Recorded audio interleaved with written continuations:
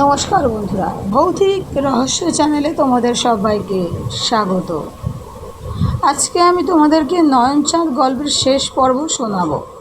তাহলে চলো শুরু করি। গল্পের প্রথম পর্বের কিছু অংশ তোমাদের শোনাবো, তারপর শেষ পর্বটা শুরু করব। আমরা প্রথম পর্বে শুনেছিলাম চিঠিটা নিয়ে খুঁটিয়ে সবটা পড়লেন, কালিটা পরীক্ষা করলেন, কাগজটা পরীক্ষা করলেন। আমরা এই পর্যন্তই শুনেছিলাম। এরপর থেকে শেষ পর্ব শুনব। আতস কাঁচ দিয়ে অক্ষরগুলো দেখলেন ভালো করে, তারপর নয়নচাঁদের দিকে চেয়ে বললেন, এটা কি জনার্দনেরই হাতের লেখা? ঠিক বুঝতে পারছি না। জনার্দন কয়েকটা হ্যান্ড নোট আমাকে লিখে দিয়েছিল, সেই লেখার সঙ্গে অনেকটা মিল আছে। বড়দা বললে,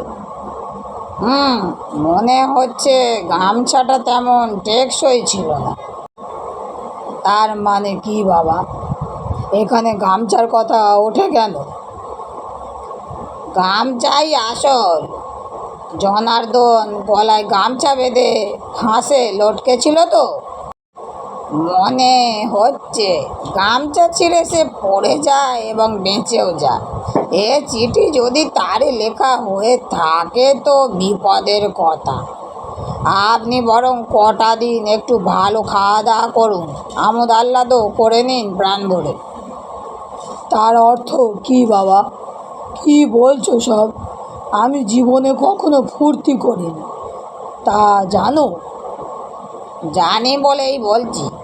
টাকার পাহাড়ের ওপর শকুনের মতো বসে থাকা কি ভালো? আমাবস্যার তো আর দেরিও নেই। নয়নচাঁদ বাক্যহারা হয়ে চেয়ে রইলেন। তারপর বললেন, জনার্দন যে মরেছে তার সাক্ষী সাবুত আছে। লাশটা শনাক্ত করেছিল তার আত্মীয়রাই। তবে তো আরও বিপদের কথা। এ যদি ভূতের চিঠি হয়ে থাকে তবে আমাদের তো কিছুই করার নেই। নয়নচাঁদ এবার ভ্যাক করে কেঁদে উঠে বললেন, পান্ডা বাঁচাও বাবা বড়দা, যা বলো তাই করি। বড়দা এবার একটু ভাবলেন, তারপর মাথাটা নেড়ে বললেন, ঠিক আছে, দেখছি। এই বলে বরদাচরণ বেরিয়ে গেলেন। ফিরে এলেন 3 দিন পর। মাথার চুল উস্কো খুস্কো, গায়ে ধুলো, চোখ লাল। বললেন, পেয়েছি। নয়নচাঁদ আশান্বিত হয়ে বললেন, পেরেছো ব্যাটাকে ধরতে? যাক, বাঁচা গেল। বড়দা মাথা নেড়ে বললেন, তাকে ধরা অত সহজ নয়, তবে জনার্দনের বউ ছেলে মেয়ের খোঁজ পেয়েছি। এই শহরের একটা নোংরা বস্তিতে থাকে, ভিক্ষে শিক্ষে করে পরের বাড়িতে ঝি চাকর খেটে কোনো রকমে বেঁচে আছে। ও, কিন্তু সে খবরে আমাদের কাজ কি? বড়দা কটমট করে চেয়ে থেকে বললেন, চিঠিটা যদি ভালো করে পড়ে থাকেন তবে নিশ্চয়ই লক্ষ্য করেছেন ভূতটার কেন আপনার ওপর রাগ। তার বউ ছেলে মেয়ের ভিখিরি হয়ে যাওয়াটা সে সহ করতে পারছে না। তা বটে।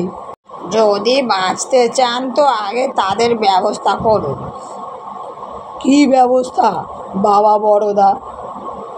তাদের বাড়ি ঘর ফিরিয়ে দিন, আর যা সব ক্রয় করেছিলেন তাও। ওরে বাবা, তার চেয়ে যে মরাই ভালো। আপনি চ্যাম্পিয়ন। কিসে বাবা বড়দা? কিপটেমিতে। আচ্ছা, আসি, আমার কিচ্ছু করার নেই কিন্তু। দাঁড়াও দাঁড়াও দাঁড়াও, অত চটো কেন? জনার্দনের পরিবারকে সব ফিরিয়ে দিলে কিছু হবে? মনে হয় হবে। তারপর আমি তো আছি। একটা দীর্ঘশ্বাস ছেড়ে নয়নচাঁদ বললেন, তাহলে তাই হবে বাবা। আমাবস্যা আর দেরি নেই, মাঝখানে মোটে 7টা দিন। নয়নচাঁদ জনার্দনের ঘর বাড়ি, জমিজমা, ঘটিবাটি এবং সোনাদানা সবই তার পরিবারের কাছে ফিরিয়ে দিলেন। জনার্দনের বউ আনন্দে কেঁদে ফেলল। ছেলে মেয়েগুলো বিহুল হয়ে গেছে। বড়দা নয়নচাঁদকে বললেন, আজ রাতে রুটির বদলে ভালো করে পরোটা খাবেন, সঙ্গে ছানার ডালনা আর পায়েস। বলো কি? যা বলছি তাই করতে হবে। আপনার প্রেশার খুব লো, শক টক খেলে মরে যাবে। তাই হবে বাবা বড়দা, যা বলবে করব, শুধু পানটা দেখো। নয়নচাঁদ পরোটা খেয়ে দেখলেন বেশ লাগে, কোনো দিন খাননি। ছানার ডালনা খেয়ে আনন্দে তার চোখে জল এসে গেল। আর পায়েস খেয়ে পূর্বজন্মের কথাই মনে পড়ে গেল তার। না, পৃথিবী জায়গাটা বেশ ভালোই। সকালবেলাতেই বড়দা জানলা দিয়ে উঁকি মারলেন। এই যে নয়নচাঁদ বাবু, কেমন লাগছে? গায়ে বেশ বল পাচ্ছি বাবা, পেটটা বুটভাট করছে না তেমন। আপনার কাছারি ঘরে বসে কাগজপত্র সব দেখলাম, আরও 10টা পরিবার আপনার জন্য পথে বসেছে। তাদের সব সম্পত্তি ফিরিয়ে না দিলে কেসটা হাতে রাখতে পারবো না। বলো কি বাবা বড়দা, এরপর আমি পথে বসবো? পানটা তো আগে নাকি, কি আর করেন? নয়নচাঁদ বাকি 10টা পরিবারের যা কিছু দেনার দায়ে দখল করেছিলেন তা সবই ফিরিয়ে দিলেন। মনটা একটু দমে গেল বটে, কিন্তু ঘুমটা হলো রাতে। আমাবস্যা এসে পড়ল প্রায়। আজ রাত কাটলেই কাল আমাবস্যা লাগবে। সন্ধ্যাবেলায় বড়দা এসে বললেন, কেমন লাগছে নয়নচাঁদ বাবু? ভয় পাচ্ছেন না তো? ভয়ে শুকিয়ে যাচ্ছি বাবা। ভয় পাবেন না, আজ রাত্রে আরও 2খানা পরোটা বেশি খাবেন। কাল সকালে যত ভিখিরি আসবে কাউকে ফেরাবেন না, মনে থাকবে। নয়নচাঁদ হাঁপ ছাড়া গলায় বললেন, তাই হবে বাবা, তাই হবে। সব বিলিয়ে দিয়ে লেংটি পরে হিমালয়ে চলে যাব, যদি তাতে তোমার স্বাদ মেটে। পরদিন সকালে উঠে নয়নচাঁদের চক্ষু চড়ক গাছ। ভিক্ষে দেয়া হয় না বলে এ বাড়িতে কখনো ভিখারি আসে না, কিন্তু সকালে নয়নচাঁদ দেখেন বাড়ির সামনে শয়ে শয়ে ভিখারি জুটেছে। দেখে নয়নচাঁদ মূর্ছা গেলেন। মূর্ছা ভাঙার পর বেজার মুখে উঠলেন।